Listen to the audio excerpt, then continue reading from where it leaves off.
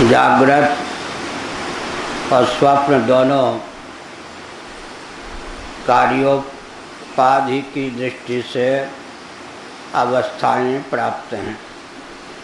उस समय में व्यक्त कार्य में तादात्म्यपन्न जीव होता है। तो कार्योपाधिक जीव जागर दशा में भी परिलक्षित है, स्वप्नावस्था में परिलक्षित है। स्थूल शरीर में तादात्म्यपत्ति की प्रधानता से जागर दशा है, जबकि मन में तादात्म्यपत्ति की प्रधानता से स्वप्नावस्था है। लेकिन ज्ञानेंद्रियां भी कार्य हैं, अतएव व्यक्त हैं। कर्मेंद्रियां भी कार्य हैं, अतएव व्यक्त हैं। उनका अभिव्यंजक संस्थान स्थूल शरीर भी कार्य है, अतएव व्यक्त है। मन बुद्धि चित्त अहंकार संज्ञक अंतःकरण भी कार्य वेदांतियों के मत में है, अतएव व्यक्त है। तो व्यक्त में तादात्म्यपन्न जो पुरुष होता है उसको क्षर पुरुष कहते हैं, गीता के 15वें अध्याय की दृष्टि से। सुषुप्ति अवस्था में अविद्या जो कि कारण शरीर है, कारण शरीर का अर्थ होता है शरीरद्वय का कारण। शरीरद्वय का कारण, जैसे यहाँ पर उत्तम पुरुष को पलट देंगे तो पुरुषोत्तम हो जाएगा, अर्थ एक ही रहेगा। उत्तम पुरुष यहाँ कहा, गीता में पुरुषोत्तम कहा, उत्तम पुरुषस्त्वन्यः यह भी कहा। तो यहाँ पर शरीरद्वय स्थूल और सूक्ष्म इनका जो कारण है उसी का नाम कारण शरीर है। शरीरों का कारण होने के कारण उसको कारण शरीर कहते हैं। लेकिन वस्तुतः शरीर वह नहीं है, क्योंकि अव्यक्त है। उसमें तादात्म्यपत्ति के कारण जीव संप्रसाद कहा जाता है सुषुप्ति में, क्योंकि द्वैत की बीजावस्था तो रहती है, लेकिन अध्यास उस समय नहीं होता। अध्यास का अर्थ है मोह, मोह का अर्थ है विभ्रम विपर्यय, अन्य में अन्य बुद्धि का नाम अध्यास। जब अध्यास होता है तब हमको सुख दुख की प्राप्ति होती है। अध्यास नहीं होता तो केवल सुख की प्राप्ति होती है, दुख की प्राप्ति नहीं होती है। केवल अविद्या किसी को उत्पीड़ित नहीं करती है। अविद्या जब अध्यास के रूप में परिणत होती है तब व्यक्ति कष्ट प्राप्त करता है। यद्यपि अविद्या अस्मिता राग द्वेष अभिनिवेश योग दर्शन के अनुसार क्लेश मान्य है, लेकिन वहाँ की जो अविद्या है वो एक प्रकार से ब्रह्म कोटि की है। दूसरी बात है, क्लेश की जननी होने के कारण वेदांत प्रस्थान में अविद्या को क्लेश कहते हैं। स्वतः अविद्या क्लेश में हेतु नहीं है। अविद्या जब अध्यास में हेतु बनती है तब क्लेश व्यक्ति को प्राप्त होता है। रज्जु का ज्ञान हो गया, उसी का नाम अविद्या है। रज्जु के अज्ञान का नाम अविद्या व्यवहार में, दृष्टांत में। उससे कष्ट नहीं होता, लेकिन जब उसे सर्प धारा माला भूषित दंड इन रूपों में देखते हैं तब आकर्षण विकर्षण का विषय होता है। तो अध्यास उस समय बनता है। अध्यास की दशा में राग द्वेष की प्राप्ति होती है, यातना की प्राप्ति होती है, हर्ष या उल्लास की प्राप्ति होती है। इसलिए भांतिकार ने कहा स्वप्नावस्था में जागर दशा में अध्यास है, अतएव कष्ट है। सुषुप्ति में अध्यास न होकर के केवल अविद्या है, अतएव शंकराचार्य जी ने अविद्या किसको कह दिया? अध्यास को। अर्थात स्वतः अविद्या क्लेश में हेतु नहीं है, साक्षात क्लेशप्रद नहीं है, लेकिन वही अविद्या अध्यास के द्वार से क्लेश देती है। तो व्यक्त भूमि जागर और स्वप्न है, दोनों में तादात्म्यपन्न जो पुरुष है वो अक्षर पुरुष है। सुषुप्ति में अक्षर पुरुष है या नहीं? तो अक्षर, क्षरात अतीतो हम अक्षरादपि चोत्तम।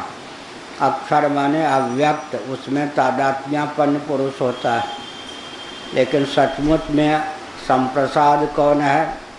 क्षर अक्षर दोनों से अतीत जो पुरुष है। इसका मतलब अविद्या बीज भी जब विगलित हो जाए उस समय स्वानुरूप ही जीव की स्थिति होती है। व्यक्ताव्यक्त से अतीत उत्तम पुरुष कहा जाता है, यह अभिप्राय हुआ। व्यक्ताव्यक्तश्च सुषुप्तः समस्तः संप्रसन्नो शरीरश्च स्वेन रूपेण इति। एषामेव स्वेन रूपेण अवस्थितः क्षराक्षरो व्याकृताव्याकृतवपेक्षोत्तम पुरुषः। जब स्वेन रूपेण माने अपना जो वास्तव रूप है उसी रूप से जीव अवस्थित होता है, उस समय क्षर और अक्षर दोनों से अतीत हो जाता है। क्षर कहते हैं व्याकृत को, अक्षर कहते हैं अव्याकृत को। दोनों की अपेक्षा उत्तम पुरुष है। पुरुषद्वय की अपेक्षा उत्तम होने के कारण पुरुषोत्तम उसको कहते हैं या उत्तम पुरुष कहते हैं। पुरुष का अभिव्यंजक संस्थान होने के कारण क्षर और अक्षर को भी पुरुष कह दिया गया। और गीता के 7वें अध्याय में जीव को भी प्रकृति कह दिया गया। अपरेयमितस्त्वन्याम प्रकृतिम विद्धि में पराम जीवभूताम महाबाहो ययेदम धार्यते जगत। जैसे स्त्री में आसक्त व्यक्ति को स्त्रैण कहते हैं। श्रीमद् भागवत के 11 स्कंद के अनुसार स्त्री में आसक्त व्यक्ति उतना बंधन नहीं प्राप्त करता जितना कि स्त्रैण का संग प्राप्त करके बंधन प्राप्त करता है। स्त्री लंपट का नाम है स्त्रैण। स्त्री के संग से भी घातक ज्यादा कौन है? स्त्रैण का संग। और प्रकृति में समासक्त होने के कारण परा प्रकृति अपरा प्रकृति का है ना, जीव को भी प्रकृति कह दिया गया। और यहाँ पर क्षर अक्षर को पुरुष कह दिया गया क्योंकि पुरुष का अर्थ है पूर्ण या पुरीशयनात्। पुर्यष्टक में शयन करता है अर्थात पुर्यष्टक के द्वारा अभिव्यक्त होता है। और पुर्यष्टक से पिंड छुड़ा ले तो वही पुरुषोत्तम परब्रह्म परमात्मा होता है, पूर्ण होता है। अभिव्यंजक संस्थान को भी पुरुष कह दिया गया। क्षर अक्षर दोनों पुरुष हैं। उनकी अपेक्षा उत्तम अतीत होने के कारण आत्म तत्व जब अपने वास्तव रूप से स्थित होता है तब उसको पुरुषोत्तम कहा जाता है या उत्तम पुरुष कहा जाता है। व्याकृत का अर्थ है व्यक्त, अव्याकृत का अर्थ है अव्यक्त। व्याकृत कहने पर जागर स्वप्न दोनों का ग्रहण होता है। कर्मेंद्रिय ज्ञानेंद्रिय अंतःकरण स्थूल शरीर, इन तीनों के योग से व्याकृत संज्ञा जीव की बनती है अर्थात क्षर पुरुष जीव को कहते हैं। अव्याकृत माने अव्यक्त, वो है कारण शरीर, शरीरद्वय का हेतु। इन दोनों की अपेक्षा से उत्तम होने के कारण उत्तम पुरुष कहा गया। कृत निर्वचनो ह्ययम गीतासु। भगवद गीता के 15वें अध्याय में इसका निर्वचन बहुत ही उत्तम ढंग से किया गया है। वहाँ जो हमने भाष्य लिखा है शंकराचार्य महाभाग का संकेत है, वहाँ से अतिरिक्त ज्ञान प्राप्त करना चाहिए। स संप्रसादः स्वेन रूपेण तत्र स्वात्मनि स्वस्थतया सर्वात्मभूतः परियेति। यह कहते हैं वह संप्रसाद है। संप्रसाद माने ऐसा जीव जो स्वानुरूप स्थिति प्राप्त है। स्वानुरूप स्थिति प्राप्त जो जीव है उसका नाम संप्रसाद है। स्वेन रूपेण तत्र स्वात्मनि स्वस्थतया, गीता के 14वें अध्याय में आया स्वस्थ है, बाकी सब अस्वस्थ हैं, केवल आत्मज्ञ ही स्वस्थ होता है। अपने में स्थित का मतलब अनात्म वस्तुओं के अनुरूप आत्ममान्यता का परित्याग कर आत्मानुरूप आत्मस्थिति जिसकी है, अर्थात किसी अनात्म वस्तु के अनुरूप अपने को नहीं मानता और आत्मानुरूप ही जिसको आत्म तत्व का विज्ञान है वही स्वस्थ है। अब स्वस्थ हो गया, बाकी सब अस्वस्थ। तीनों शरीर क्या है? रोगग्रस्त है। कारण शरीर में या कारण शरीर कौन सा रोग है? वहाँ विद्या है। सूक्ष्म शरीर क्या है? आधिग्रस्त। स्थूल शरीर व्याधिग्रस्त। नीचे से व्याधि आदि अविद्या, ये तीनों रोग हैं। ऊपर से अविद्या, फिर आदि। आदि का नाम कहाँ आया? आदि शब्द योग वासिष्ठ का है। हमने नैमिषारण्य में 50 बार कम से कम योग वासिष्ठ पढ़ा होगा। आधिग्रस्त, व्याधिग्रस्त, अविद्याग्रस्त, तीनों ही रोग हैं। तो वैद्य भी रोगी है। क्या कहते हो, मरेगा कौन? वैद्य मरी हैं। अरे राम ये मलूक जी का एक भजन गाते हैं, गृहस्थों के यहाँ नहीं गाना है भाई। तो क्या है? वैद्य भी रोगी हैं। क्यों रोगी हैं? दो रोग तो होता ही है, एक अविद्या रूप रोग, एक आदि रूप रोग। आदि, व्याधि का मूल कौन है? आदि। व्याधि का रोग मूल आदि। आदि माने मन संताप, मनोरोग। कामक, क्रोध, लोभ, मोह, ये सब क्या है? आदि। इनके फलस्वरूप शरीर में व्याधि होती। चिता हम उसको कहते हैं जो मुर्दे को जलाती है, बड़ी है इसलिए चिंता जो जीते को जलाती है। चिता से ऊंची चीज है चिंता। चिता हम उसको कहते हैं जो मुर्दे को जलाती है, बड़ी है इसलिए चिंता जो जीते को जलाती है। चिंता सांपी ने कहीं नहीं डांसा, खाया। तुलसीदास ने कहा चिंता रूपी सर्पणी ने किसको नहीं डसा है, किसको खाया नहीं। अब चलते चलते व्यक्ति अमनस्क दशा में ठोकर खा जाता है, तो वो भी आदि है ना, अमनस्कता। बच्चे जो होते हैं कौशिकी ब्राह्मणोपनिषद के अनुसार अमनस्क होते हैं, मन उनका विकसित नहीं होता, इधर गिरते उधर ऐसे। या कहा स्वस्थ अब हो गया। स्वस्थ हो गया मतलब सबसे बढ़िया स्वस्थ कौन है? स्थूल शरीर व्याधिग्रस्त न रह जाए, सूक्ष्म शरीर आधिग्रस्त न हो, और कारण शरीर का शोधन हो जाए। मलिन सत्वगुण के स्थान पर शुद्ध सत्वगुण गुण की अभिव्यक्ति हो जाए और आत्मानुरूप आत्मस्थिति हो जाए तो पूर्ण स्वस्थ हो गया। क्या? व्याधि मुक्त स्थूल शरीर, आधि मुक्त सूक्ष्म शरीर, अविद्या मुक्त कारण शरीर, अस्वानुरूप आत्मस्थिति, अपूर्ण स्वस्थ हो गया। सर्वात्म भूतः पर्येति। अब क्या हुआ जी? सर्वात्म भाव को प्राप्त हो जाता है। जैसे उदाहरण कोई है, घट को फोड़ दिया, नहीं फोड़ा तो मन से फोड़ दिया। मन से फोड़ने का अर्थ घट तो रहने दें, कलश रहने दें, घटाकाश ऋण घट बराबर क्या रह जाएगा?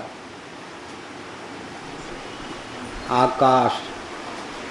घटाकाश ऋण घट, ऋण माने माइनस घट, आकाश रह गया। वो आकाश सीमित रहेगा या असीम होगा?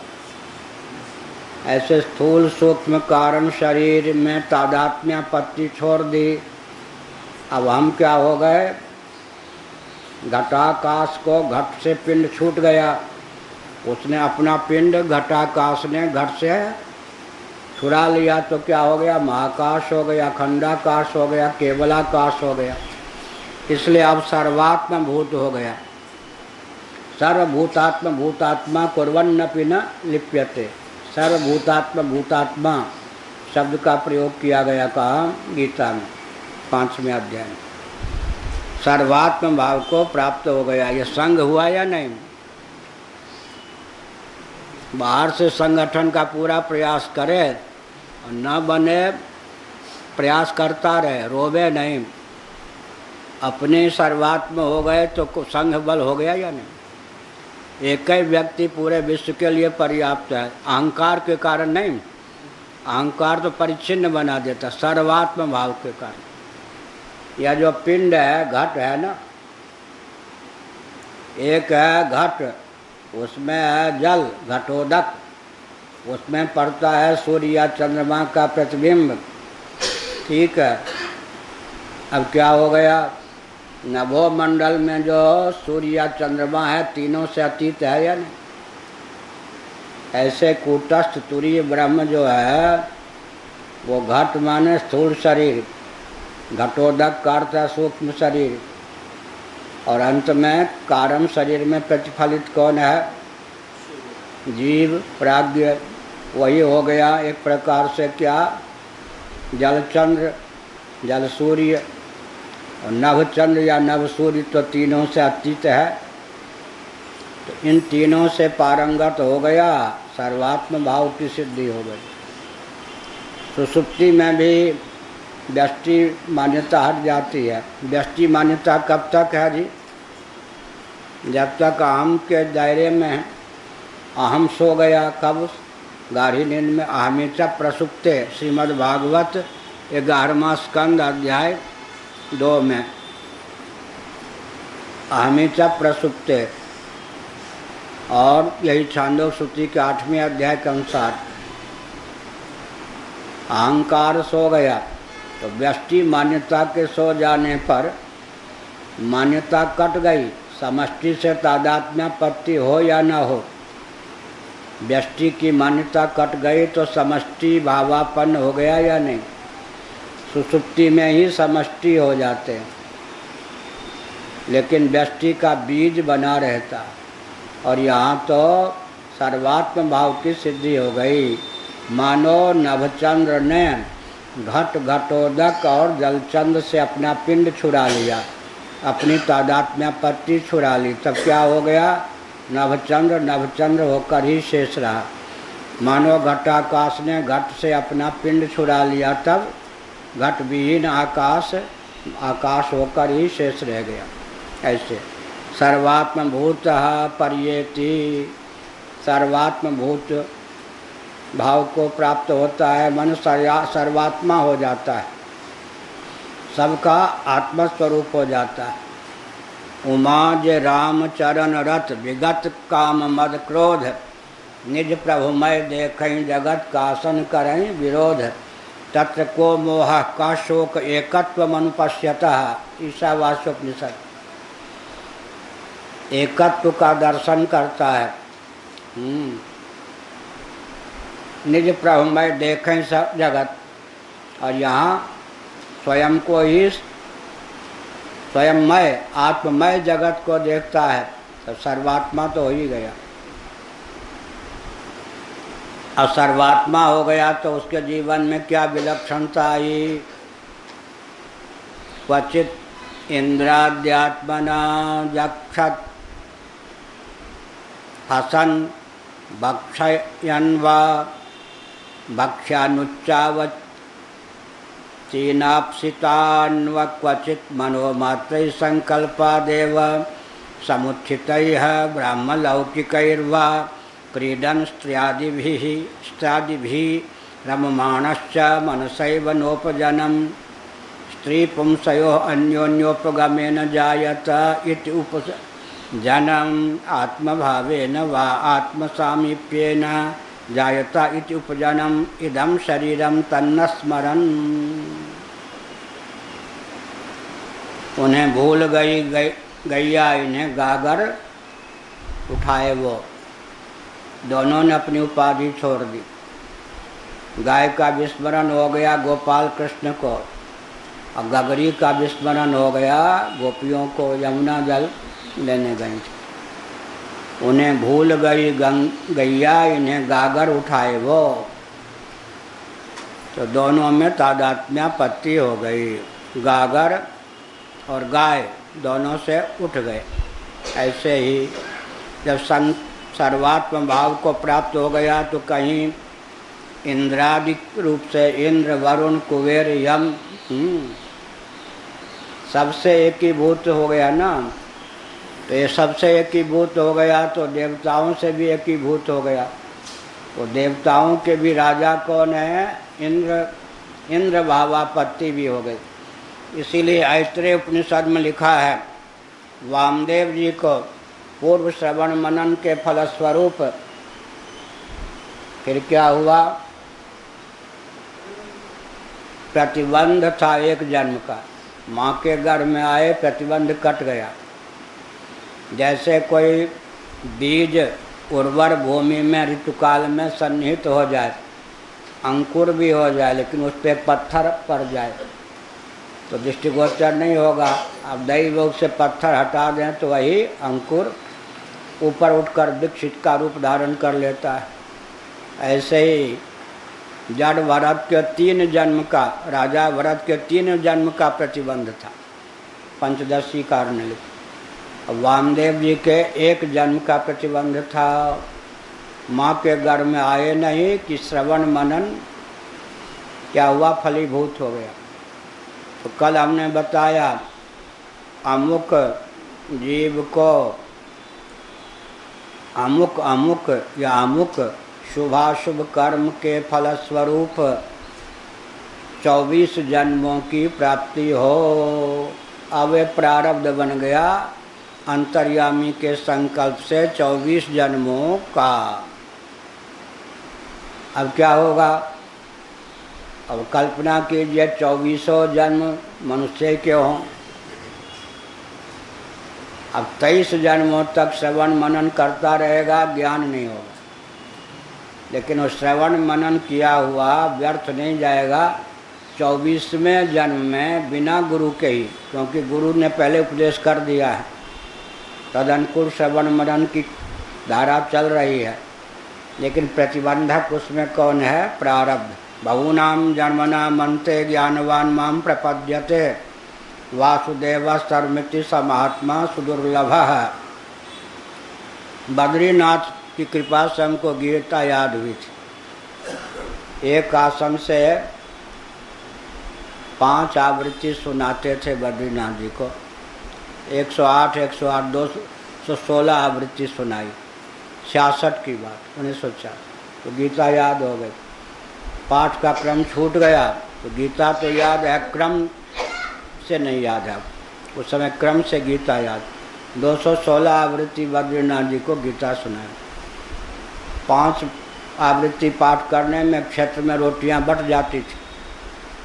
कभी इतनी सी रोटी मिलती थी, एक रोटी इतनी सी खा के भी 3 महीने पड़े रहे।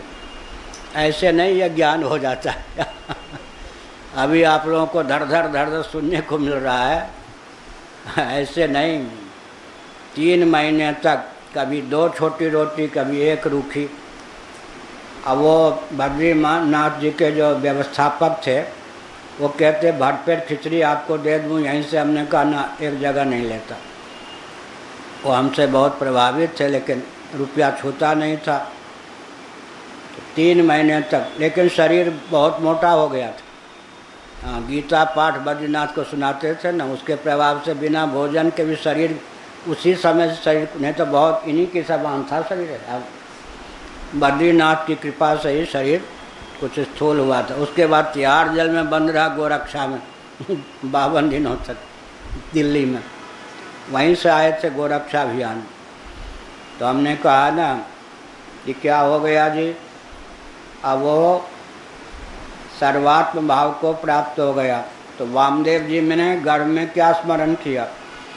अनेकों जन्मों का स्मरण हुआ। अरे मैं इंद्र था, मैं वरुण रह चुका हूँ, ऐसा मैं मनु रह चुका हूँ। बड़े बड़े हथकंडे होते हैं लोगों के। एक है कल्याण के संपादक, उन दिनों संपादक नहीं थे, किन्हीं महापुरुष से जिनका ये मठ था, उन्हीं से प्रेरित होकर मेरे पास तीर्थराजा प्रयाग में माघ महीने में रोज़ 5 बजे आ जाते।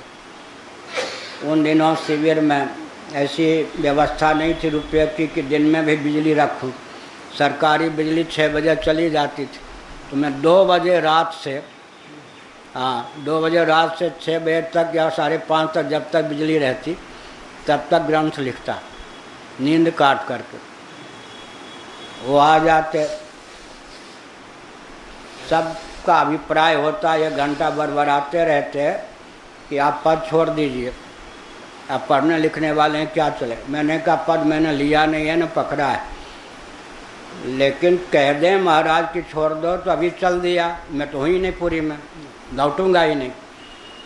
कूटनीति का प्रयोग करोगे तो पार नहीं पाओगे। मैं कूटनीति का प्रयोग नहीं करता, चुपचाप सुना, वो भी फिर आ गया दूसरी बार, दूसरे माघ महीने में फिर 1 घंटा रोज बर्बाद किया। तब हमारे चंडी चेती, हमने किससे बात करता है, अब व्यवस्था क्या संभालेंगे, दिन रात पढ़ने लिखने वाले। तो हमारे मुँह से निकल ही गया, 2500 बार चक्रवर्ती सम्राट रहा हूँ, पूरी पृथ्वी पर हमने शासन किया, अखिल भूमंडल पर, किससे बात करते हो। उसको हुआ कि पे भूत प्रेत लग गया। अब चंडी चेत गए तो चेत गई क्या। हमने कहा 1 बार 2 बार नहीं, 2500 बार, एक द्वीप नहीं 9 द्वीप वाली पृथ्वी पर हमने भूमंडल क्षत्रिय होकर के शासन किया, किससे बात करते हो। कई बार इंद्र रह चुका हूँ, किससे बात करता है, व्यवस्था नहीं कर सकेंगे। उसके बाद अब जब देखा महाराज प्रणाम, हमने समझ लिया। तो मनु जी को अनुभव हुआ, वामदेव जी को माँ के गर्भ में ही अनुभव हुआ कि मैं मनु था, सर्वात्म भाव का स्फुरन हो गया। तो यहाँ भी तत्व ज्ञान के बल पर, भले ही वो मर्त्य लोक में हो, शरीर बुढ़ा परिलक्षित हो, लेकिन उसकी भावना और प्रमाण सिद्ध बुद्धि के प्रभाव से उसके जीवन में सर्वात्म भाव का उदय होता है। क्वचित इंद्राद्यात्मना, इंद्र वरुण कुबेर आदि के रूप से हंसता हुआ या भोजन करता हुआ। भक्ष्य भी कैसा, भक्ष्यानुच्चा वचानीप्सितान, उच्च और अवच क्यों कह दिया जी। ऐसा ज्ञान तो बाबा होने पर ही होगा ना। एक्सेप्शन या अपवाद के रूप में किसी गृहस्थ को हो सकता है, बाकी तो इसके लिए सर्वत त्याग आवश्यक है ना। बाह्याभ्यंतर सर्वत त्याग चाहिए। इसीलिए कह दिया कभी घी घना, कभी मुट्ठी भर चना, कभी वो भी मना।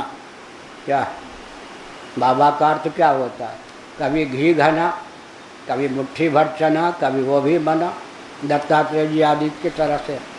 इसीलिए कहा कभी बहुत बढ़िया स्वादिष्ट भोजन मिल गया तब भृगु जी हो गए। कभी कहते हैं बासी भोजन मिल गया, पेट तो भर नहीं, अब क्या करें, रबड़ी ढसई, चना चबा करके रह गए, बासी भोजन करके रह गए। यह क्वचिन मनोमात्र संकल्पादेव। अब क्या है, ये तो व्यवहारिक बात हो गई। कभी कभी उसका मन भी सिद्ध होता है, सिद्ध मन से संकल्प के द्वारा ही वह क्या कल्प वृक्ष आदि और स्वर्ग की अप्सरा इत्यादि, अमृत इत्यादि का संकल्प मात्र से सेवन प्रारंभ कर देता है। यहाँ तो स्थूल दृष्टि से हुआ, कभी बढ़िया भोजन, कभी घटिया, कभी घी घना, कभी मुट्ठी भर चना, कभी वो भी बना। और वहाँ कहीं संकल्प मात्र से मनोमात्र क्या है, स्त्री यान इत्यादि की अभिव्यक्ति हो जाती है। यह है सर्वात्म भाव का महात्म्य। इसका अर्थ नहीं है कि स्त्रियों का चिंतन करता रहता है। सर्वात्म भाव की स्फूर्ति का यह उदाहरण दिया गया है। स्त्री लंपट अलग हुआ और सर्वात्म भाव के कारण यह जो व्यवहार किया गया ये अलग है। दोनों में आकाश पाताल का अंतर है। यह हो गया संकल्पादेव समुत्थितैर ब्राह्मलोक लौकिकैर्वा क्रीडन स्त्रियादि भी रममाणश्च। अब कहते इंद्र ही नहीं, ब्राह्मलोक ही है। ब्रह्मलोक में जो वैभव प्राप्त है, ब्रह्मा जी को जो सिद्धि प्राप्त है, वो तो इंद्र भी उनके यहाँ एक कार्यकर्ता ही है ना। क्या ब्रह्मा जी के सामने इंद्र का कितना वैभव कल हो रहा था ना। उनके दरबार में हाथ जोड़े कौन रहते? एकादश रुद्र, अष्ट वसु कल आया था ना। सप्तर्षि यशोगान करते ब्रह्मर्षि। फिर इंद्र का जब इतना वैभव, तो फिर ब्रह्मा जी का कहना ही क्या, वही कह रहे। ब्राह्मलौकिकैर्वा, ब्रह्मलौकिक का अर्थ क्या हुआ? ब्रह्मलोक में जो इंद्र से भी अद्भुत सामग्री की प्राप्ति है, दिव्यता की प्राप्ति है, वो ब्रह्म भावापन्न होकर उसकी भी स्फूर्ति उसके जीवन में हो जाती है। बाहर से तो यही सब है ना, पेड़ पौधे ये सब। मान्यता होने पर कितने आकाश पाताल का अंतर हो गया या नहीं। स्वर्ग नरक अपवर्ग समाना, जहाँ तहाँ देखे धनुष। भगवान राम को, अब राम को स्वर्ग में नरक में जहाँ भी धनुष बाण लिए देखता, तो स्वर्ग स्वर्ग रह जाएगा, नरक नरक रह जाएगा। तो यही तो बाहर से तो मकानों कान है, लेकिन मान्यता के बल पर आकाश पाताल का अंतर है या नहीं। गौरी संप्रदाय की बात है। एक संत थे गौरी संप्रदाय के, वृंदावन। वो ध्यान कर रहे थे, एक प्रिया प्रीतम की झांकी का स्फुरन हुआ। राधा रानी विश्वानुनंदिनी निभृत निकुंजेश्वरी कदम्ब की डाली पर बैठी हुई थी। और भगवान श्री कृष्ण क्या किए थे? नीचे खड़े होकर के ऐसे उसको झुका के रखे थे। उसके बाद भगवान ने देखा कि गिरेंगी नहीं, अच्छी तरह पकड़ी हैं। उन्होंने क्या किया? दोनों हाथ ऐसे डाल के जो कदम की शाखा को झुका के रखा था, हाथ छोड़ दिया। और डाली उचक पड़ी, राधा रानी चौंक पड़ी। यह घटना उनको ध्यान में दृष्टिगोचर हुई। इतने में एक वृद्ध संत, भजन करने वाले, लाठी टेकते हुए वहाँ से जा रहे थे। उनको क्या भ्रम हो गया? देखो, जीव गोस्वामी, रूप गोस्वामी, सनातन गोस्वामी, उनमें किसी एक की बात। मैं यूँ झुक के चलता हूँ, बुढ़ा हूँ, लाठी टेक के चलता हूँ। इतने बड़े संत होकर मुझको देखकर इनको हंसी आई।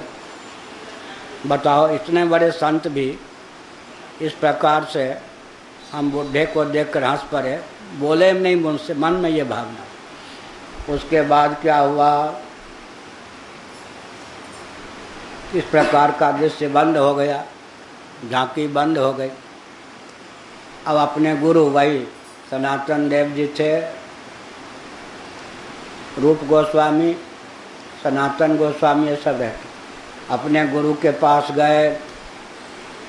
उन्होंने कहा कि चौपट हो गया, कोई लीला का स्फुरन ही नहीं होता, क्या प्रतिबंध आ गया? प्रतिबंध आ गया क्या? तो उन्होंने कहा किसी संत का अपमान हुआ है। मेरे द्वारा संत का अपमान हो ही नहीं सकता है। नहीं, विचार करो। तब ध्यान आया कि वो लाठी टेक के जा रहे थे, शायद उनसे पूछा जाए, शायद उन्होंने अब कुछ अपमान माना हो, ये क्या हुआ हो। पता लगाने पर लगा कि उनके मन में जो भ्रम हो गया था, इतने बड़े गोस्वामी होकर, महाराज होकर, संत होकर मुझ बुढ़े को देखकर हंस पड़े। उससे जो क्लेश हुआ था, यद्यप भ्रम था, उसका प्रभाव यह पड़ा कि इनके झांकी आदि ध्यान में इसका स्फुरन बंद हो गया। उन्होंने कहा, महाराज सच्ची बात तो यह थी है या गुप्त, लेकिन आपको प्रसन्न करने के लिए मैं कहता हूँ, आपको देखकर बिल्कुल नहीं हंसा। उन्होंने कहा, अरे अरे मुझे भ्रम हो गया आपके प्रति। उन्होंने कहा, आप निरपराध हैं, मुझे भ्रम हो गया, दोषी मैं हूँ। तब जाकर ध्यान होना प्रारंभ किया। तो इस प्रकार से जैसे वहाँ के सिद्ध संतों को राधा रानी, विश्वानुनंदिनी, निवृत्त निकुंजेश्वरी की लीला का स्फुरन होता था, वैसे सर्वात्म भाव संपन्न जो महात्मा होते हैं, कभी ब्रह्मलोक की लीला का स्फुरन होने लगता है। क्रीड़ा करते हैं, स्त्रियादि भी का अर्थ है वहाँ क्या है, सचमुच की स्त्री होती है हर मांस की, सब दिव्य राज्य है। इसीलिए रममाण भी परिलक्षित होते हैं। मन सही व यहाँ है, मन से ही सारा, क्योंकि सर्वात्म भाव की सिद्धि मन के द्वारा हुई है। नोपजनम स्त्री पुंसयो अन्योन्योपगमे न जायते, मतलब उपजन का यहाँ पर अर्थ है शरीर। स्त्री पुरुष के संपर्क से प्राप्त होने के कारण उपजन, उपमाने सामीप्य, सामीप्य माने संश्लेष। स्त्री पुरुष माता पिता के संपर्क से उत्पन्न होने के कारण इसका नाम उपजन्म है, उपजन है शरीर का नाम उपजन। एक अर्थ यह किया, अर्थात इसका स्मरण भी नहीं रहता। मदिरा मदान्धवत, इसका स्मरण भी नहीं रहता। इत उपजनम आत्मभावेन वा, लेकिन दूसरा अर्थ भी कर सकते हैं, अथवा करके बताया। वास्तव में आत्मा तो यह नहीं है, लेकिन तादात्म्यपत्ति के बल पर अथवा आत्म तत्व का अभिव्यंजक संस्थान प्रकारांतर से है। या जो स्थूल शरीर है वो कर्मेंद्रियों का, ज्ञानेंद्रियों का अभिव्यंजक संस्थान है, और प्राणों का अभिव्यंजक संस्थान है, अंतःकरण का अभिव्यंजक संस्थान है। समग्र सूक्ष्म शरीर का अभिव्यंजक संस्थान स्थूल शरीर होता है।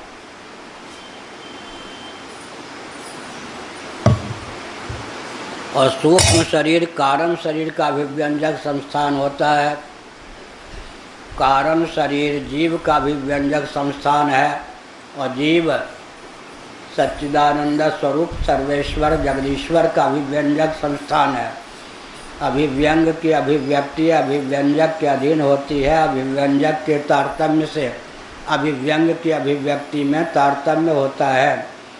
तो यह स्थूल शरीर अंत में परमात्मा तक का अभिव्यंजक संस्थान सिद्ध हो गया, यानी परंपरा सीधे तो कर्मेंद्रिय, ज्ञानेंद्रिय, प्राण और अंतःकरण का अभिव्यंजक संस्थान है। स्थूल शरीर के बाह्य हिस्से में पंच कर्मेंद्रियों को, पंच ज्ञानेंद्रियों को व्यक्त करने के संस्थान हैं।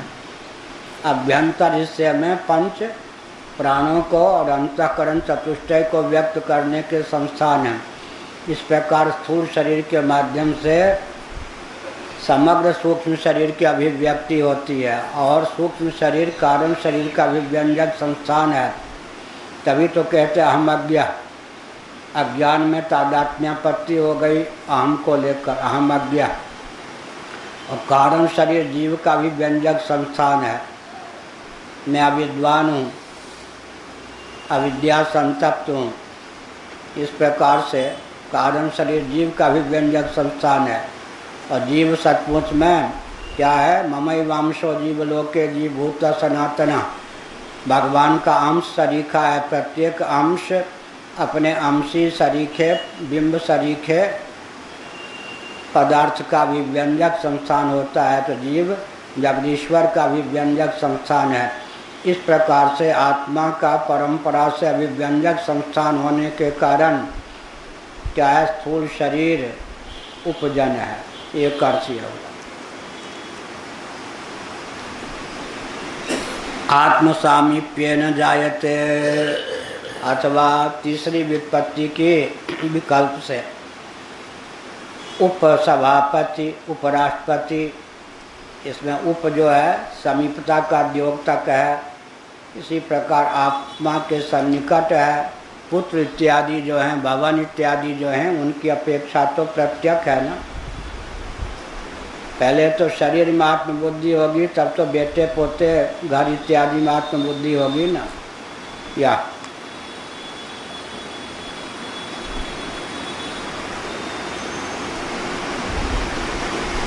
इदम शरीरम तन्न स्मरण, इस शरीर को का स्मरण न करता हुआ, अर्थात शरीर में रहते हुए भी विदेह स्थिति हो जाती। प्रपंचो विस्मृत प्रायः, विवेक चूड़ामणि में शंकराचार्य ने कहा प्रपंच प्रायः विस्मृत रहता है। सबसे प्रपंच जगत द्वार तो शरीर ही है, वो विस्मृत रहता है। इतने ऊंचे ग्रंथ सब लिखे जाते हैं मालूम है, शरीर इंद्रिय अंतःकरण को भूल कर, नहीं तो लिखे नहीं जाते। परावाक में ये सब का स्फुरन होता है। समाधि भाषा में जितने दिव्य ग्रंथ की रचना होती है, परावाक, तो मन को परावाक में ले जाने के लिए देहेंद्रिय प्राणांतःकरण से ऊपर मन को पहुंचाने की स्थिति होती है, तब दिव्य ग्रंथ लिखे जाते हैं। इधर उधर की पुस्तकें अलग बात है। दिव्य ग्रंथ समाधि भाषा में, भागवत की भाषा कौन सी है, समाधि। इसलिए शरीर का स्मरण नहीं। तत्स्मरणे ही दुःखमेव स्यात् दुःखात्मकत्वात् तस्य। अब शरीर का स्मरण करने से दुख ही तो होगा ना। किसने लिखा? तुलसीदास जी ने यहीं से लिया। दुख पाइय यही तनु हेरे, विनय पत्रिका। दुख पाइय यही तनु हेरे। इस शरीर को हेरने पर, निहारने पर जो ही इसमें तादात्म्य पड़ती हुई, त्यों ही दुख ने गला पकड़ना प्रारंभ कर दिया। अब वहाँ जो लिखा है दुखात्मकत्वात् तस्य, यह जो शरीर है उपजन, यह तो दुखात्मक है। वो उतने दुखी होते हैं जितने शरीर में रचे पचे होते हैं। अच्छा, किसी का दोष नहीं, किसी को लगे कि बुरा है तो समझना चाहिए 1000 वर्ष, 1000 जन्म पहले, 100 जन्म पहले, 10 जन्म पहले मैं भी तो ऐसा था, तो किसी पर रोष नहीं होता अंदर से। लेकिन हम भी कल सोच रहे थे, बिहार वालों को 10 साल से डांट पड़ती है सभा में, और सब समझते हैं किसको डांट पड़ रही है, नाम लिए बिना। लेकिन 10 करोड़ व्यक्ति भी इतने अहंकारी नहीं होते। मैंने कितना अहंकार एक एक व्यक्ति पर है। 1-1 हजार जन्म देने में, नरक में डुबोने में वो अहंकार काम देगा। लेकिन यहाँ वो नहीं समझते, डांट पर करके क्या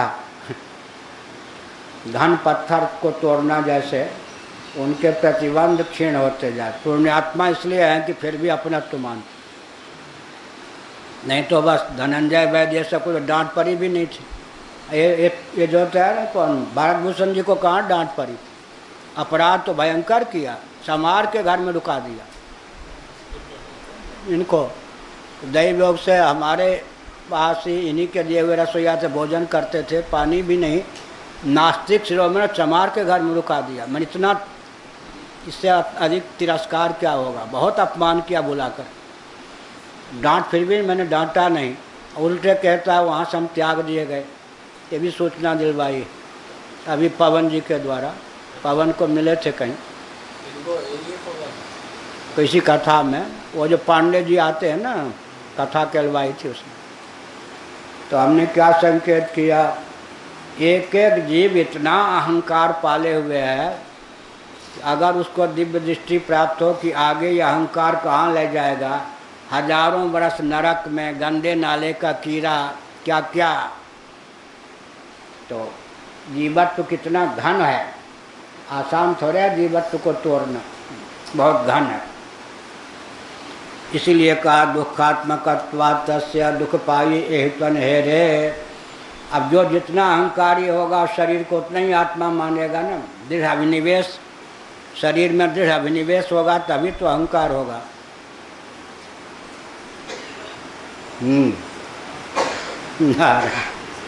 बिहार का नाम लेते ही नींद आ जाती है।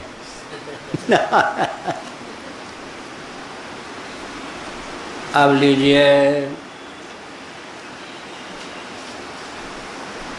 अब यहाँ जो ब्रह्मलोक का वर्णन किया गया इसका अर्थ क्या है?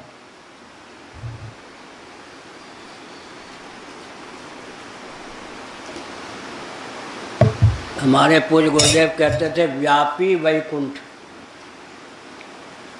वैकुंठ व्यापक है ना। वैकुंठ का अर्थ क्या होता है? कुंठा, ताप से विगत वैकुंठ एक धाम विशेष है, लेकिन वैकुंठ का जो अर्थ है वो तो व्यापक है।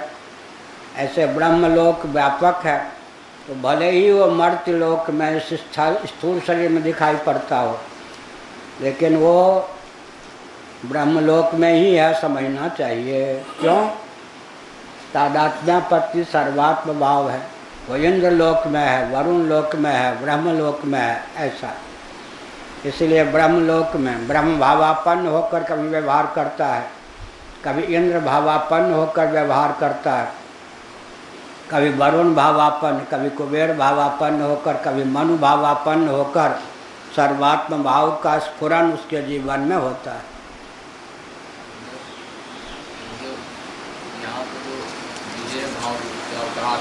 हाँ, जीवन मुक्त और विदेह जो है एक ही हुआ।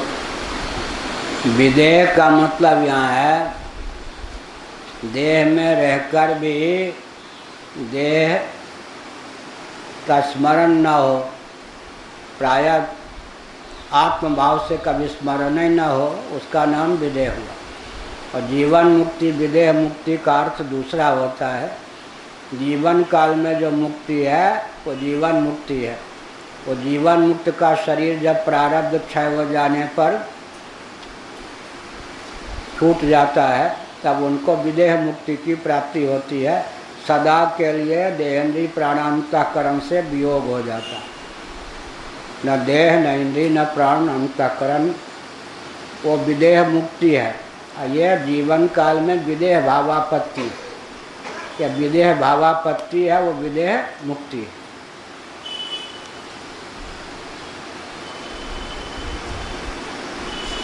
ननु अनुभूतम चेद न स्मरेद सर्वज्ञत्वं मुक्तस्य नैष दोषः। अब भगवत पाद शंकराचार्य महाभाग ने पूर्व पक्ष प्रस्थापित किया अपनी ओर से। श्रुति ने कहा कि उपजन माने शरीर, उसका स्मरण ही नहीं करता, माने स्मरण होता नहीं, प्रपंच विस्मृत प्राय होता है।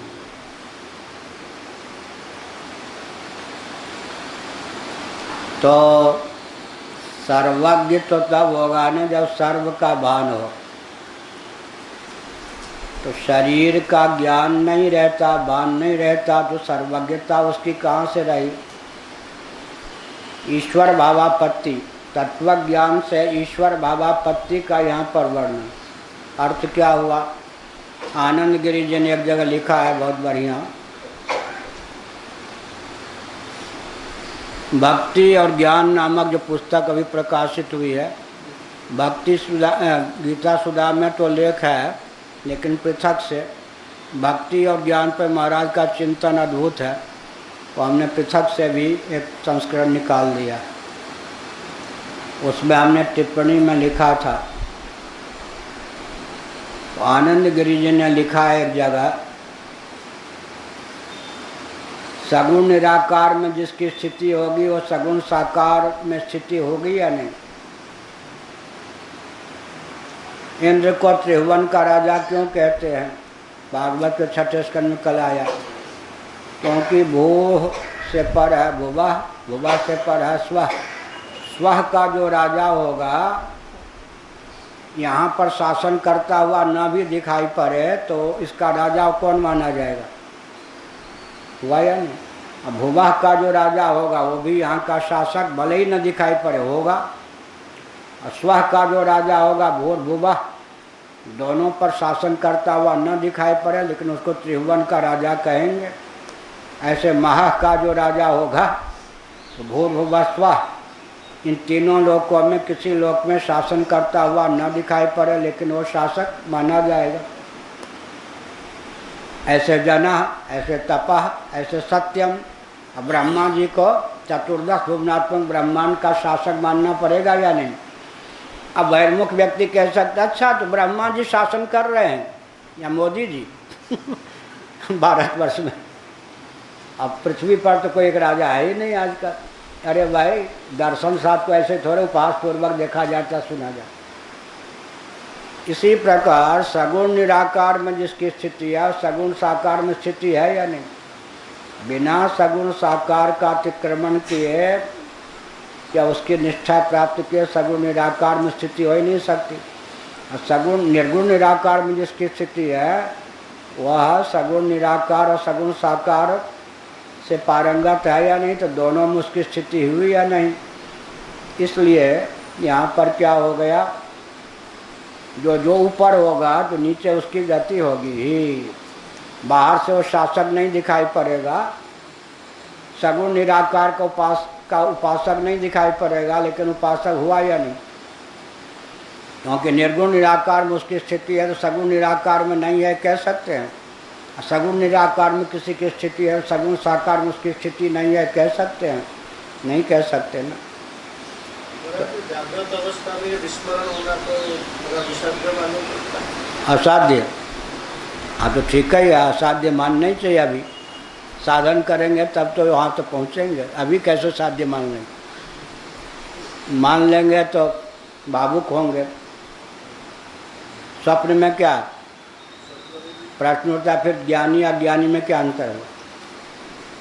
स्वप्न में तो कोई भी शरीर का स्मरण नहीं करता। स्वप्नावस्था का अगर वर्णन हो उसमें तो सब विदेह हो ही जाते हैं। क्या मतलब? स्थूल जगत स्थूल शरीर का विस्मरण होगा तब तो स्वप्न होगा ना। तब तो स्वप्नावस्था का वर्णन है या जीवन मुक्ति का वर्णन? जीवन मुक्ति का। स्वप्नावस्था में तो हम हो या आप हो, भजवा तेली क्यों ना हो राजा भोज हो चाहे भजवा तेली हो, चाहे कोई भी हो, ग्वाल बाल हो चाहे ब्रह्मा हो, स्वप्न में तो सब के सब स्थूल शरीर का स्मरण नहीं करते। और सुषुप्ति में तो सूक्ष्म और स्थूल दोनों का स्मरण नहीं करते। तो यह सुषुप्ति का वर्णन है या स्वप्न का वर्णन है या निर्विकल्प समाधि का वर्णन है? स्थित प्रज्ञस्य का भाषा समाधिस्थस्य केशव स्थितधि किम प्रभासेत किमासीत ब्रजेत किम। मधुसूदन सरस्वती ने इसका अर्थ ये किया, समाधिस्थ स्थित प्रज्ञ का लक्षण क्या है और व्यवहार में रचे पचे परिलक्षित स्थित प्रज्ञ का क्या लक्षण है। समाधिस्थ का और व्यवहार में निरत का, दो स्थित प्रज्ञ की दो दशा। तो यहाँ तो जागर दशा की बात हो रही है ना। स्वप्न में तो हर व्यक्ति हम हो या आप, उसमें क्या ज्ञान की जरूरत है? बिना ज्ञान के ही स्वप्न में शरीर का विस्मरण हो ही जाता है। सुषुप्ति में सूक्ष्म जगत का भी विस्मरण हो ही जाता है। समाधि में कारण शरीर का भी विस्मरण हो ही जाता है। यहाँ तो जीवन मुक्ति का व्यवहार दशा में वर्णन है। इसीलिए ईश्वरी प्रपंचो विस्मृत प्रायः। मौत किसको कहते हैं? श्रीमद् भागवत एकादश स्कंद। मृत्यु का अर्थ है जब जब शरीर का विस्मरण होता है तब तब मौत। दृष्टि सृष्टिवाद यही है या नहीं? अच्छा, कोई अत्यंत देहाभिमानी को भी हर समय शरीर का स्मरण रहेगा व्यवहार में? अरे जिस विषय में तादात्म्यपन होगा, शरीर के अलावा जिस किसी विषय में तादात्म्यपन होगा उस समय शरीर का स्मरण रहेगा। शरीर के स्मरण की का समय अधिक है या विस्मरण का? यही बताइए आप। हाँ हो गया ना, बिना तत्वज्ञ के ही। हाँ, जब चावल दाल रोटी सब्जी और बढ़िया चटनी वटनी मिल जाए, रबड़ी क्या डालमा पकौड़ी मालपुआ कचौड़ी, उस समय उस भोजन के स्वाद का स्मरण रहता है या शरीर का? स्थूल शरीर का स्मरण रख करके कितना व्यवहार करते हैं क्या? तो हर व्यक्ति की बात है। फिर तत्वज्ञ के जीवन में तो क्या विशेषता ही और है। हर व्यक्ति हर समय शरीर को पकड़ के उसमें अहम को डाल करके जब जब किसी रूप का दर्शन कर रहे हैं तो शरीर का विस्मरण होगा या नहीं? युगपत ज्ञान की अनुपपत्ति है ना, मन का लिंग क्या एक साथ युगपत ज्ञान नहीं होता। क्यों कहते हैं नैयायिक वैसे से? क्योंकि उनका मन जो है अणुपरिमाण परिमित है। उनकी दृष्टि से अणुपरिमाण परिमित है, तो एक समय में एक ही विषय का क्या होगा? महान होगा। सतपत्र भेदनवत वो दृष्टांत देते हैं। तो यहाँ पर हम समझ जाएं कि हम लोगों का मन मध्यम परिमाण परिमित है, योगियों का मन, सांख्यों का मन विभु है। मन को लेकर भी तरह, एक हमारा मन पर संगीत है, ये छपा है ना, उसका हिंदी में अर्थ भी आपने देखा है ना। हाँ, मन पर ही एक संगीत है, गीत है। 42 गीत में एक गीत मन पर है, उसका अर्थ भी 3 पेज में। गीत है 1 पेज में, अर्थ है 3 पेज में। तो क्या हुआ जी? अत्यंत अव्वल दर्जे का देहात्मवादी भी शरीर का स्मरण करके ही, इस स्थूल शरीर का स्मरण करके ही कितना व्यवहार करता है, ये बताइए। तब तो व्यवहार क्या होगा? हाँ, शरीर के साथ अभ्यास है, इसलिए विस्मरण होने पर भी कार्य कर लेता है। कर लेता है। फिर तत्वज्ञ की विशेषता क्या है? हर समय इतना जुड़ गया क्या, इतना और जुड़ गया। अभ्यासी जो है उसको कभी कभी अध्यास हो जाता है, उसका अपनोदन करता रहता है। निष्ठ तत्वनिष्ठ जो होगा उसको शरीर का स्मरण। हम लोग भी 24 घंटे में अच्छा ले लो, गाड़ी नींद में शरीर का स्मरण होगा ही नहीं, स्वप्नावस्था में शरीर का स्मरण होगा ही नहीं, मनोराज्य में शरीर का स्मरण होगा ही नहीं। 24 घंटे में कभी मनोराज्य, कभी स्वप्नावस्था, कभी सुसुप्ति, ये हो गई। समाधि की बात छोड़ दें, सबके बस की बात नहीं। अब व्यवहार में जब घटाकार वृत्ति है तब, पटाकार वृत्ति है तब, शब्दाकार, स्पर्शाकार, रूपाकार, रसाकार, गंधाकार, सुखाकार, दुखाकार, मोहाकार, कामाकार, क्रोधाकार वृत्ति है उस समय। तो 24 घंटे में गिने चुने व्यवहार हैं। वो कौन है? पत्नी पति के सामने बैठ जाए और कोई भी व्यक्ति दर्पण सामने रख ले और बच्चा को गोद में रख ले, बस। पूर्वाचार्य जी के वाक्य। किसी पागल के लक्षण को देखना हो, पत्नी के सामने बैठा हुआ पति और दर्पण से श्रृंगार करता हुआ व्यक्ति और बच्चे को लाड़ प्यार करता हुआ व्यक्ति, सारे पागल के लक्षण उसे दिखाई पड़ते। पूर्वाचार्य जी कहते। रामलोचन जी को देखा है, वही हमारा विरोध किया था। वो बाल रखते थे और आध घंटा रोज, बाबा होने पर बाल के श्रृंगार में आध घंटे रोज लगता था। एक दिन श्रृंगार करते समय मैंने ऐसे ऐसे ऐसे ऐसे श्रृंगार करते समय सोचा, रही ये बाल जो हमने रखा है तो ये माताएं भी आध घंटा नहीं लगाती होंगी बाल संवारने में। हम कंघा लेकर आध घंटा दर्पण के सामने बाल संवारते हैं, इसीलिए रखा है। तब उन्होंने जटा बना दी अपनी, हमको बताया महाराज ये जटा की कहानी है। अब कंघे की जरूरत ही नहीं हुआ ना। तो बाल संवारते समय दर्पण के सामने जब व्यक्ति होता है, यूँ मुँह करेगा, यूँ करेगा, पागल के लक्षण से प्रकट होते। बच्चे जब गोद में होते हैं, क्या क्या अरबर बरबर बोल करके बच्चे को रोली गा के क्या क्या रिझा जाते हैं। तो मतलब शरीर को ही आत्मा मानकर या शरीर का स्मरण करके, शरीर का ही स्मरण करके तो 24 घंटे में क्या 24 मिनट 40 मिनट बहुत ही देहाध्यास से संपन्न व्यक्ति है तो 4 घंटा मान लो, फिर 20 घंटे तो इसका स्मरण रहेगा ही। तो 20 घंटे तो अज्ञानियों का भी शरीर का विस्मरण ही रहता है क्या? नहीं तो कोई व्यापार ही ना हो, 8 घंटे ऑफिस में काम करना है, क्लर्क का काम करना है, ड्राइव कार चलानी है, टैक्सी चलानी है, और शरीर को लेकर बैठेगा तो कितना काम कर पाएगा? झाड़ू देना है, भोजन बनाना है, यह हुआ क्या?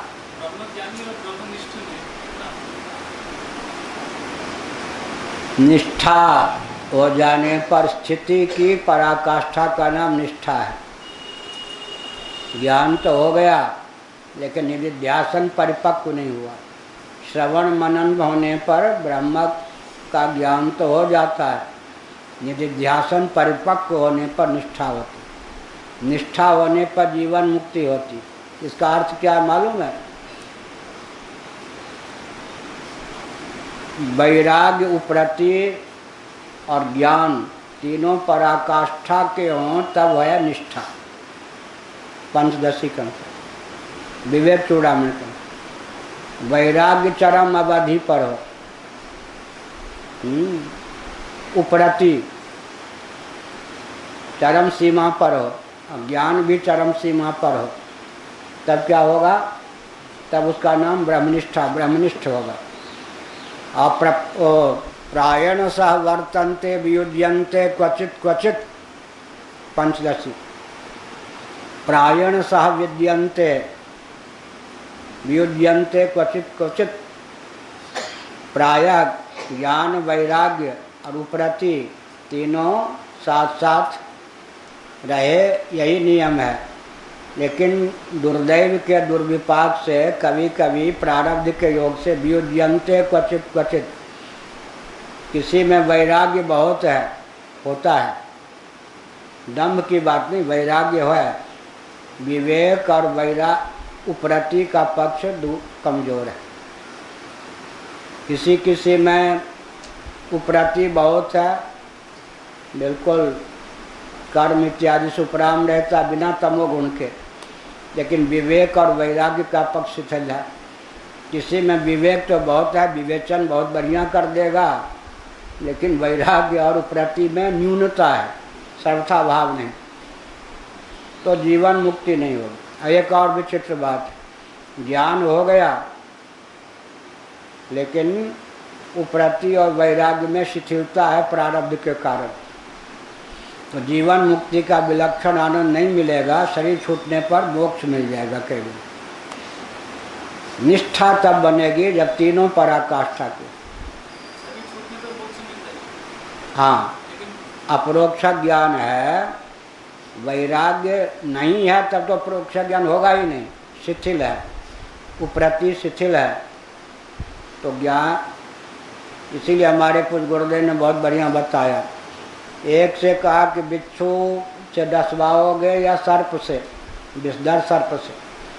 उसने कहा भाई किसी से मत डसवाओ, नहीं नहीं तुमको सजा मिलनी है, दोनों में एक जो चाहो वर्ण कर लो, ये तुम्हारी इच्छा पर है।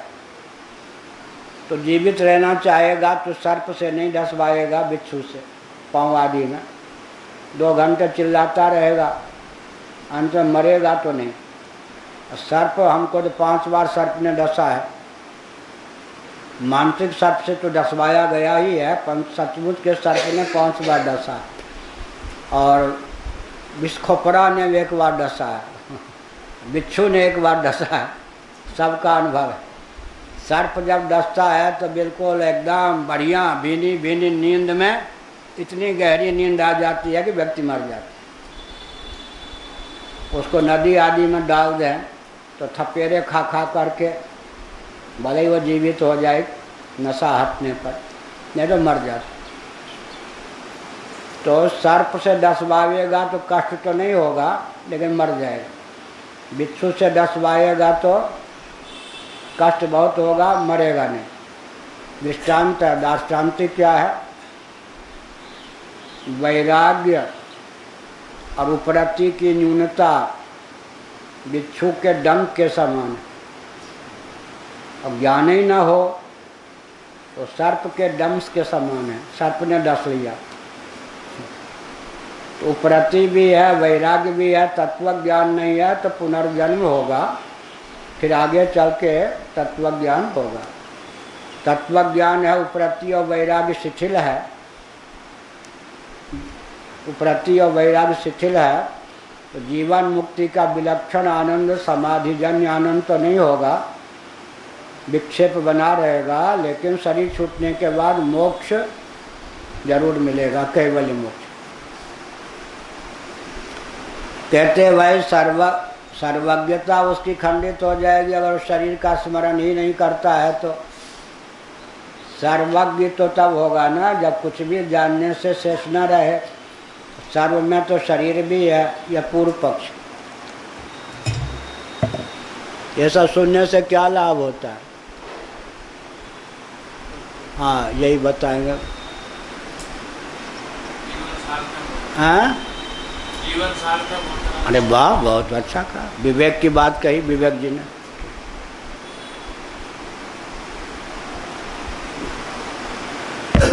या विद्या नहीं है तो जीवन व्यर्थ। अरबों रुपये हो, खरबों रुपये हो, देवराज इंद्र का पद हो, जीवन व्यर्थ।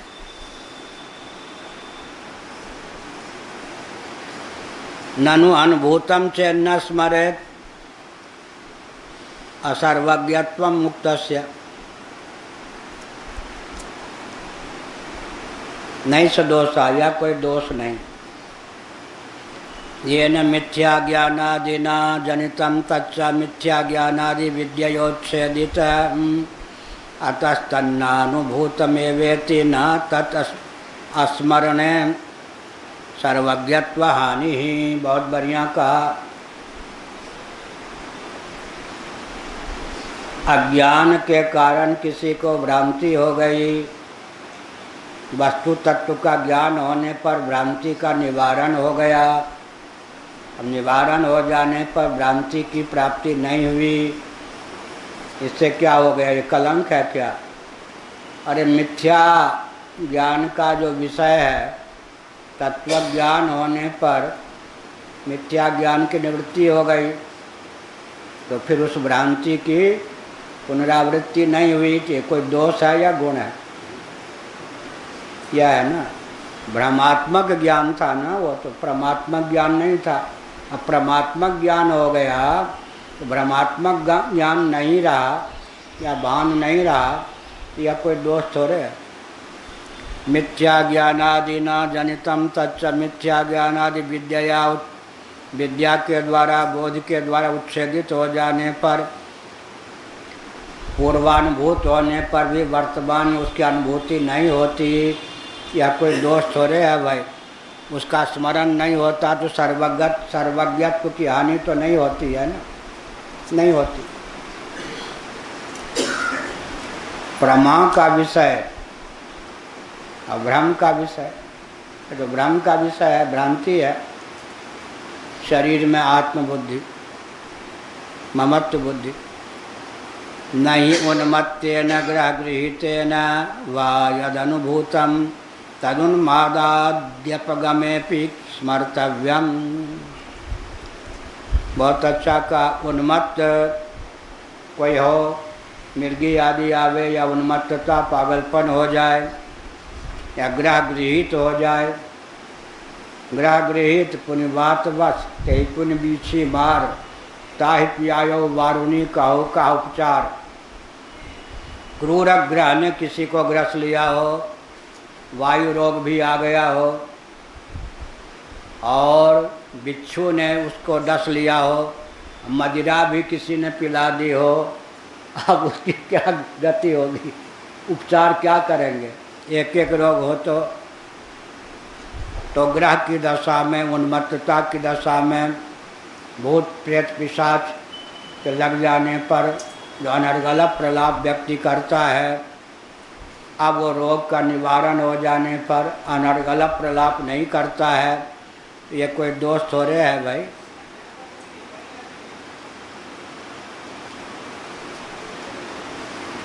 संसार अविद्याकृत है, उसका निवारण हो गया, अन्य में अन्य बुद्धि भ्रांति निवृत्त हो गई। अब ऐसा जो शरीर है जिसकी आत्मबुद्धि से या अहंता ममता पूर्वक अभिव्यक्ति होती थी, अब नहीं होती स्फूर्ति, तो एक दोष नहीं है, गुण है। एक बार वही रात में बता रहा था जित्तू जी को, ये भी थे शायद, एक चीज़ बताना भूल गया।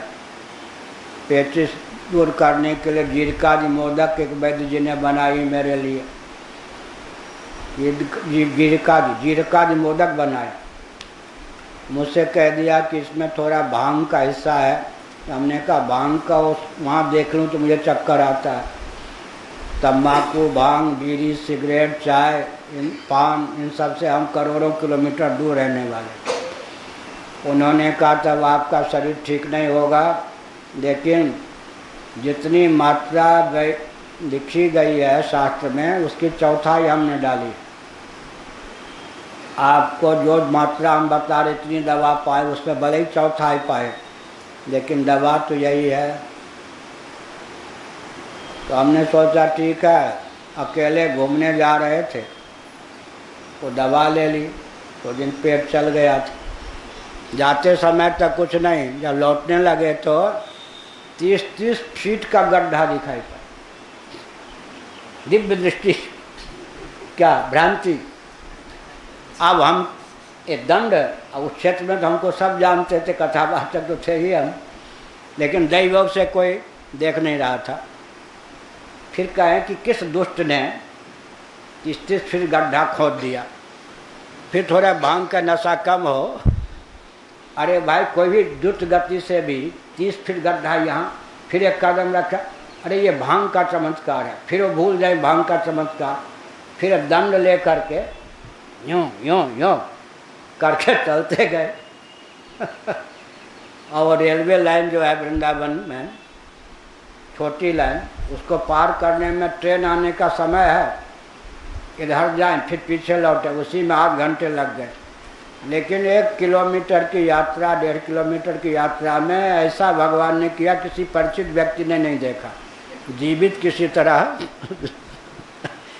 जहाँ ठहरे थे स्वामी जी के यहाँ आ गए, तो गड्ढा 30-30 फीट गड्ढा दिखाई पड़ा। पहले हुआ कि नाचे, हमने कहा अरे भाई दंडी स्वामी हैं, इधर झरबेरी के पौधे हैं, उधर गड्ढा है ना, गड्ढा नहर देखा है सोम के पीछे, हाँ वहाँ की सोम के इधर गिरे तो इधर गिरे तो अब वो भागने का हम कुछ नहीं मानते, दंडी स्वामी को कुछ नाचना पड़ेगा। खूब नाचे, दही बहु से गिरे नहीं गड्ढे में। उसके बाद गाना पड़ेगा तो गाए भी खूब, उसके बाद गड्ढा ही गड्ढा दिखे, वही है। अब जब भांग का नशा दूर हो गया तो न नाचना, न गाना, न गड्ढा। यही कह रहे, उसको हम प्रमाण मानेंगे क्या?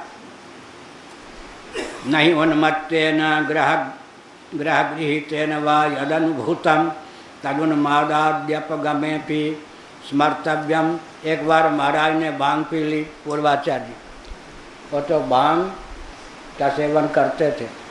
यहाँ आए तो ये जो भगवान के लिए प्रसाद आता था ना, जितने मिट्टी के पास सब में भांग के पौधे लगे थे। आके सबसे पहले मैंने जब महाराज काशी चले, सबसे पहले उसी को सबको फेंकवाया, भांग के पौध कोई जलवा दी। और मोहिनी थी, काशी में थे महाराज, तो मोहिनी को भी नशा लग गया। माधव आश्रम जी ने पी ली थी, माधव आश्रम जी को भी नशा लग गया, महाराज को भी नशा लग गया भांग का। तो महाराज बहुत गायक, बहुत बढ़िया थे, नाचना में बढ़िया जानते। एक बार कहा कि जीविका का कोई साधन नहीं था गृहस्थाश्रम में, एक राजा के यहाँ कविता बना के संस्कृत में, संस्कृत जानता था राजा, उसको रिझाने का काम किया दरबारी पंडित का, ये भी करना करा पेट पालने के लिए। तो उसी में ढोलक बजाना भी जान गए, तबला बजाना। तो माधव आश्रम जी से कहा हो जाए राग रागनी, उनको भी नशा, उनको भी नशा। तो माधव आश्रम जी ने पकड़े वो हारमोनियम, महाराज ने पकड़ा ढोलक, अब मोहनी लगी नाचने।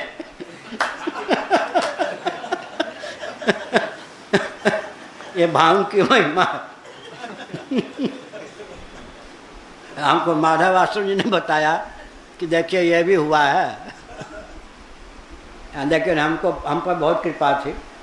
वो उनको ये सब चीज़ मत देना भाई, वो भांग वाले नहीं। तो अभी बताया ना, भांग का 30-30 फीट गड्ढा, उन्मत्तता की स्थिति निवृत्त हो जाने पर उन सब दृश्यों का दर्शन भान स्मरण नहीं होता, या कोई दोष तो नहीं है। यही हुआ ना, अविद्या निमित्ता भावात, क्योंकि निमित्त का पुनोदन हो गया, अविद्या ही नहीं तो मिथ्या ज्ञान कहाँ से होगा। ये तो उच्छिन्न दोषै मृदत कषाय मानसा सत्या कामा अमृता पिधाना अनुभूयन्ते विद्याभिव्यंग्यत्वात् त एव मुक्तेन सर्वात्मभूतेन संबध्यन्त इत्यात्मज्ञानस्तुतये निर्दिश्यन्ते अतः साध्वे तद्विषिनष्टि य एते ब्रह्मलोक इति। श्रुति की व्याख्या, उसकी वकालत करते शंकराचार्य महाभाग। जिनके कषाय, कषाय माने कसेलापन, राग द्वेष का नाम है कषाय, छांदोग श्रुति। मृदित कषाय, ये भी छांदोग ही है, नारद जी के लिए आया 7वें अध्याय।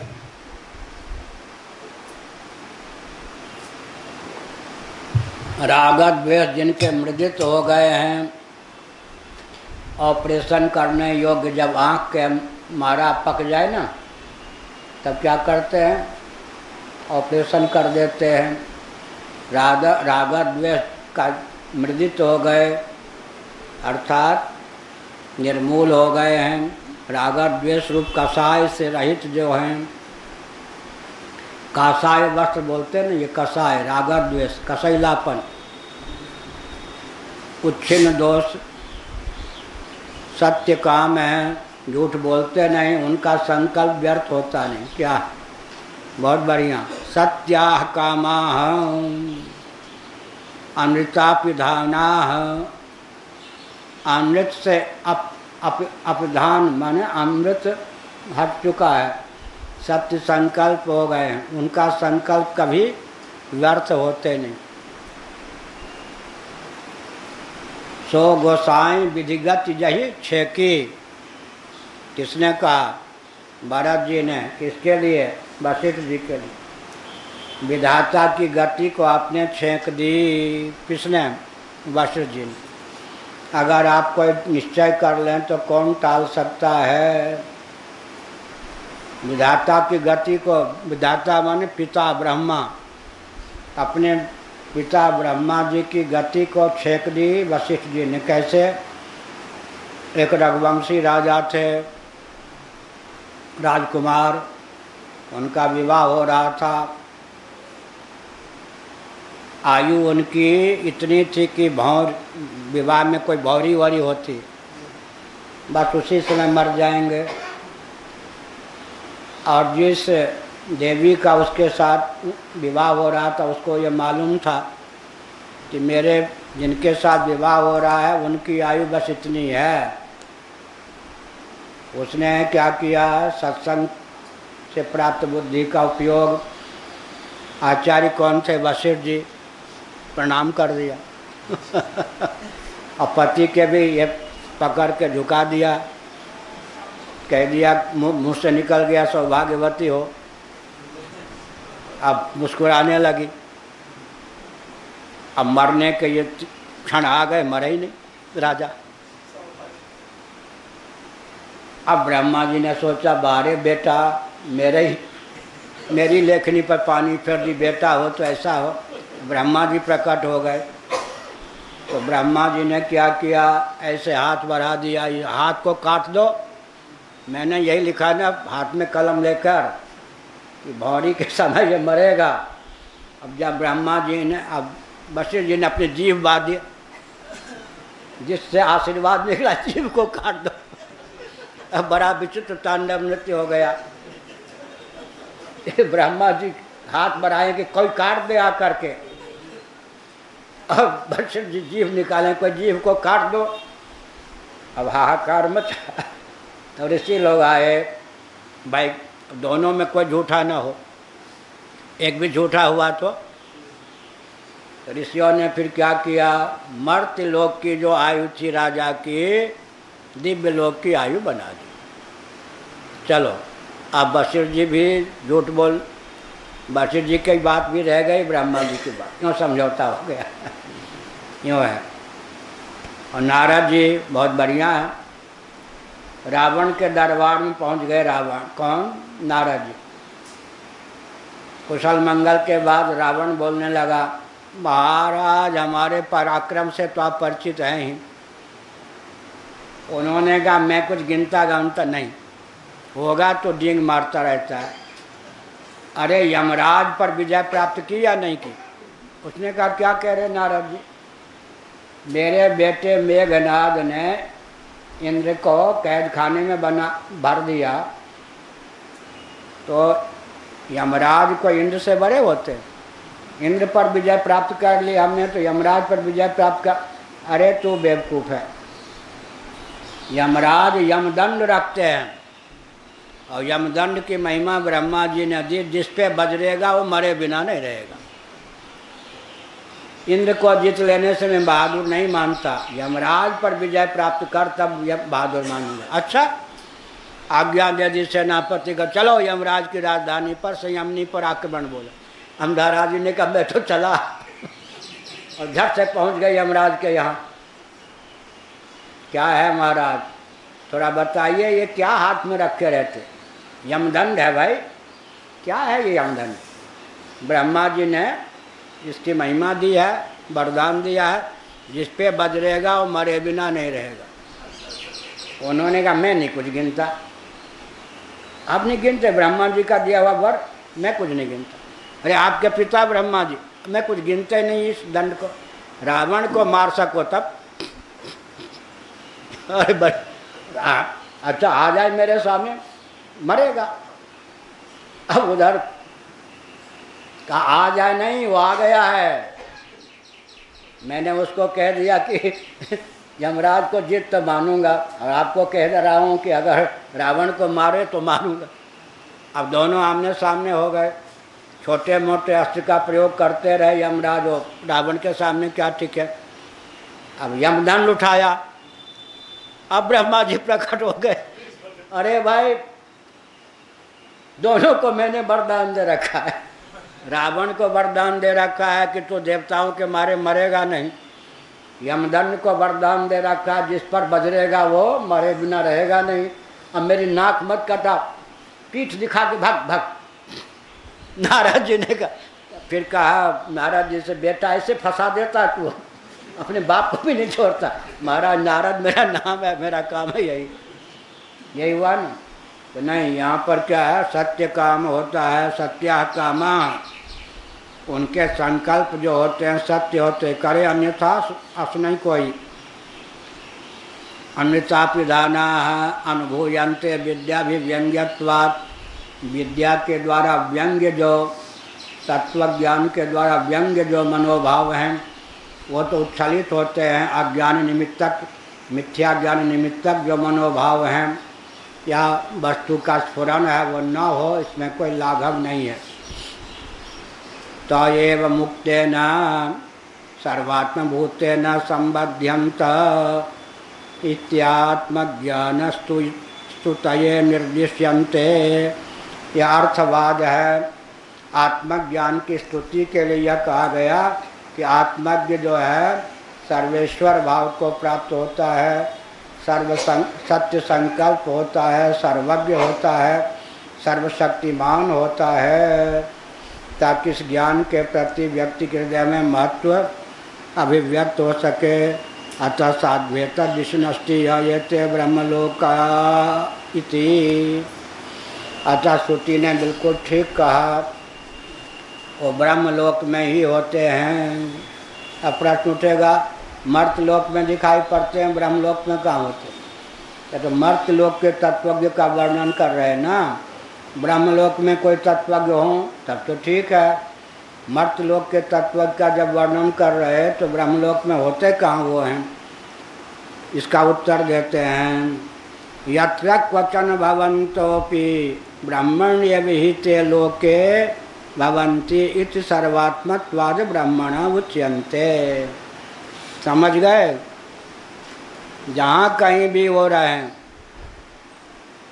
मर्त्यलोक में रहें, ट्रेन में रहें, बस में रहें, क्या झाड़ू लगाते समय झाड़ू लगावें, कुछ भी करें, कहीं भी रहें, ब्रह्म स्वरूप है ना, सत्य संकल्प है ना।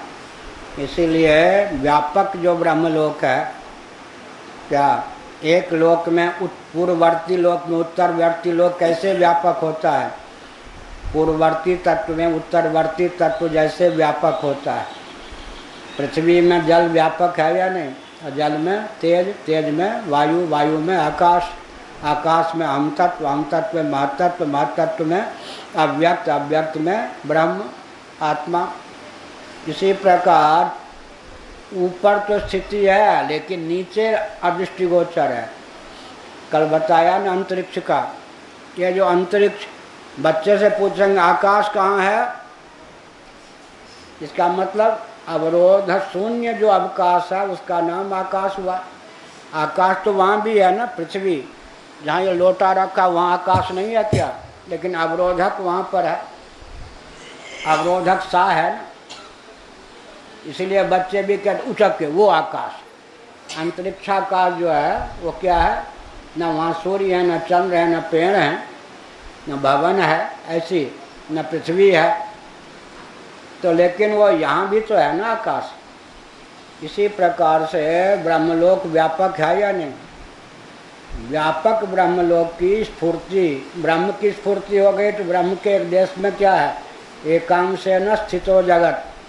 ब्रह्म के एक देश में, एक देश माने आकाश के 18वें हिस्से में पूरी धाम है। अगर ऐसा सिद्ध हो जाए तो आकाश का क्षेत्रफल कितना होगा? ये एमएससी है गणित में,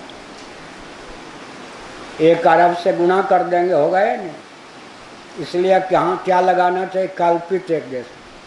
आकाश के एक देश में या भवन है या पुरी है, माने कल्पित एक देश में। तो ब्रह्म के एक अंश में क्या है? माया है। जैसे आप जितना विस्तृत अंतरिक्ष है उतना विस्तृत तो बादल नहीं होता ना, वायुमंडल या बादल तो नहीं होता ना।